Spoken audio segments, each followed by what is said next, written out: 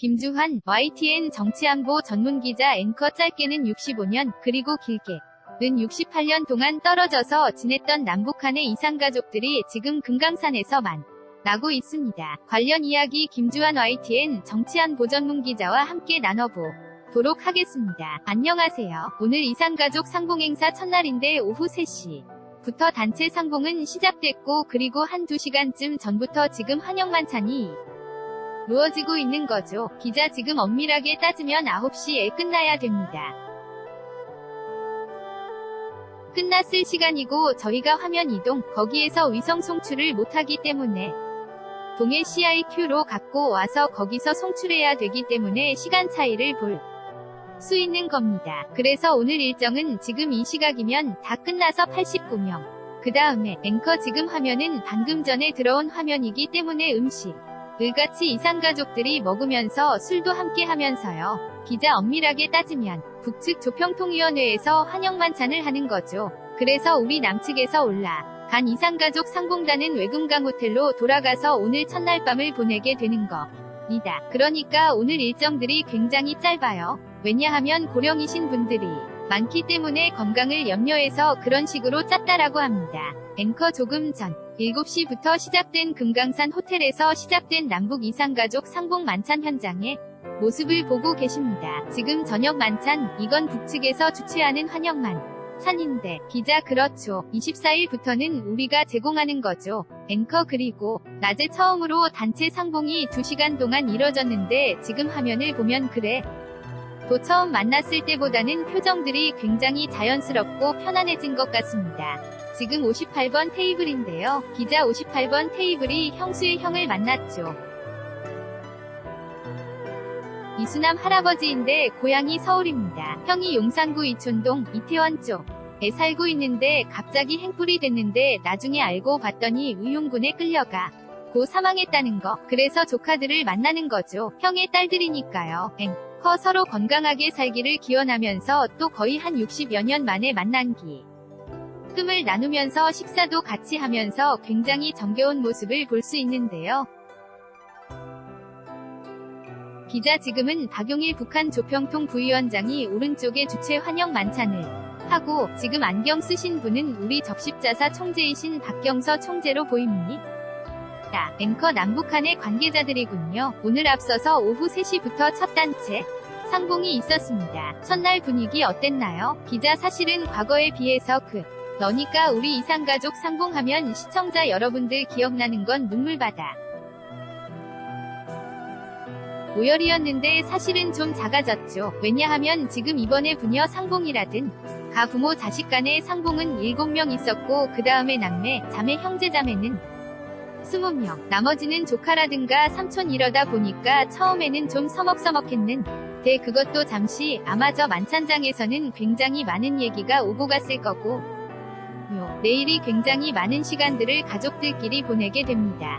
그래서 내일 이 과거와 특징적인 건 객실 중식이라는 게 처음 남북이 합의했어요. 그러니까 가족들이 도시락으로 양측 남북한 관계자들이 없는 상태에서 굉장히 오랜 얘기들을 많이 나누는 그런 시간이 있습니다. 지금 저녁 만찬 그림이 들어오고 있는데 앞으로도 한 우리 시각으로 9시 반쯤 넘으면 추가 그림이 아마 더 들어올 겁니다. 앵커, 지금 보시는 화면은 저녁 7시부터 시작된 환영만찬 모습입니다. 전반적인 행사장 분위기를 스케치하다 보니까 테이블마다 짧게 지금 화면들이 나오다 보니까 사연들을 구체적으로 소개해 드릴 수는 없습니다. 하지만 보시는 것만 보더라도 거의 60여 년 만에 만났지만 또 생면부지였던 조카를 만났지만 정말 가족적인, 그리고 처음 만남이 아닌 것 같다는 느낌을 받을 수가 있고요. 앞서 김주환 기자가 지적해 주셨듯이 지금 생존에 있는 이산가족들이 정말 다 고령들이다 보니까 이미 돌아가신 분들이 훨씬 더 많지 않습니까? 그런데 남아있는 분들도 하루 빨리 정말 만나야 될 터인데 참 저렇게 다 돌아가신 다음에 조카들을 만나는 또 신경도 굉장히 착잡할 것 같습니다. 기자, 지금 전문가들이 이야기하는 개선해야 될 부분이 뭐냐 하면 우리 대한적 십자사에 등록된 13만 명 정도, 13만 2천여 명 정도 되는데 그 중에 한 70만여 명이 돌아가셨어요. 나머지 5만여 명인데 문제는 조카들도 실향민 2세대들이 있거든. 그러니까 북측의 자기 사촌, 육촌 이런 관계를 전혀 모르죠. 그래, 서 제도 개선을 당사자만 하는 것이 아니라 서로 데이터를 등록을 받아놓자. 그래서 먼 훗날 통일이 됐을 때 서로 간의 인척이었구나라는 것을 알아.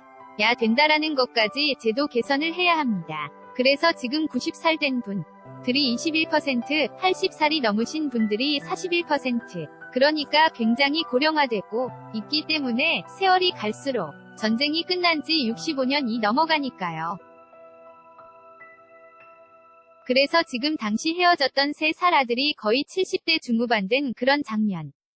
도 앞서 보여드린 적이 있습니다. 앵커 지금 보시는 화면은 앞서 오후 3시에 있었던 단체 상봉의 현장의 모습을 보고 계십니다. 사실 오늘 상봉자 중에는 국군포로 가족과 전시 납북자 가족도 포함이 돼 있었죠. 기자 특 별관리했는데 지금 국군포로는 이달령이라는 분인데 한국전쟁 당시에 북한군에 포로로 잡혀서 북으로 끌려가서 거기서 정착해서 살았고 전시 납북자 가족은 한국전쟁 기간에 민간인 신분으로 납북이 돼서 북으로 가서 그러니까 특별 이상가족 관리 대상이라고 해서 우리가 지금 21번째 이상가족 상봉을 했는데 우리가 북측에 굉장히 많은 수를 만나게 해달라고 제안을 했습니다. 북측에서 관계 작업을 해서 선발을 했는데 이번에 다행히 또 국군포로 한 가족 그리고 전시 납북자 가족이 있었죠. 앵커 이상가족들의 대면 상봉. 이 사실 1985년 남북 고향 방문단 교환으로 시작이 돼서 이번이 21차.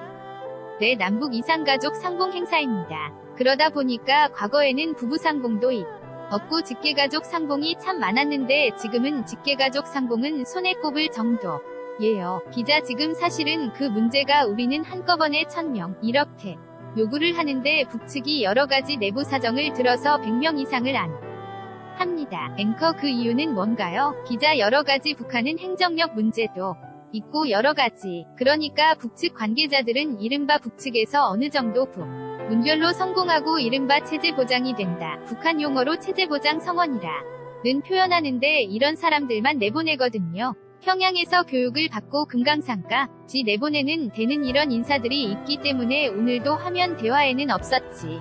만 한국전쟁을 누가 발발했느냐는 논란이 있었고 김부자 체제 옹호라는 발언도 있었다고 풀 기자들이 들어오기 때문에 이런 부분에 대해서 북한이 유연성을 발휘 안 하죠. 우리로서는 유연성을 발휘했으면 좋은데 앵커 그래? 도 이번 행사 때는 과거보다는 굉장히 유연해진 것 같아요. 말 그대로 전 같으면 훈포장도 거의 다 달고 나오고요. 그리고 위대하신 김정일 동지부터 그런 말을 하고 그랬는데 지금 보면 상당히 과거와는 2년 전 상봉 사하고는 달라진 것 같아요. 기자 전제가 있어야 될 것 같습니다. 지금 화면상. 왜냐하면 제가 그 말씀을 드리는 이유는 20살부터 북측 상봉단이 남측 가족을 찾지 않습니까? 북측 가족단은 고향이 남측이라는 뜻입니다.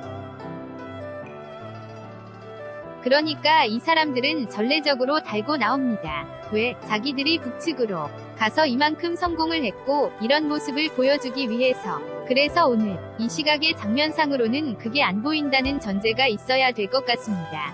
앵커 김 기자 얘기는 지금은 북쪽의 고향인 가족들을 만나기 위해서 남측 방문단이 간 것이고 24일부터는 남쪽의 고향을 둔 북측의 방문단이 유가 돼서 하는 행사이기 때문에 그 행사 모습을 봐야지 또 과거와 정말 달라진 건지. 그런데 어찌됐든 이상가족 상봉 행사 앞서도 얘기했듯 이 100명 단위 규모가 아니라 앞으로는 정말 바람이 보다 더 상례화 또 정례화되는 게 모든 이상가족들의 바람인데요. 끝으로 남북 간의 어떤 노력이 필요할까요? 기자 사실은 남북관계가 좋아야 되죠. 남북관계가 좋아야 되고 양측의 최고위급 지도자들 간의 정치적 견해가 있었고 이것이 실무자 간. 왜냐하면 동서동내 그런 말씀을 안 드릴 수가 없는데 동서동는 통독 전에 1979년 도부터 해서 100만 명이 만났습니다. 100만 명이 그래서 내독부라는 기관을 통해서 100만 명이 만났고 소독사라는 분이 동독에 가서 한 달 동안 체류까지 하고 그랬는데 그렇게까지는 못할지언정 일단 대상 폭을 확대해야 되고 서신 교환, 그 다음에 지금 북한도 스마트폰 다 있지 않습니까? 영상, 편지 오고 가는 그런 것까지 하면 나머지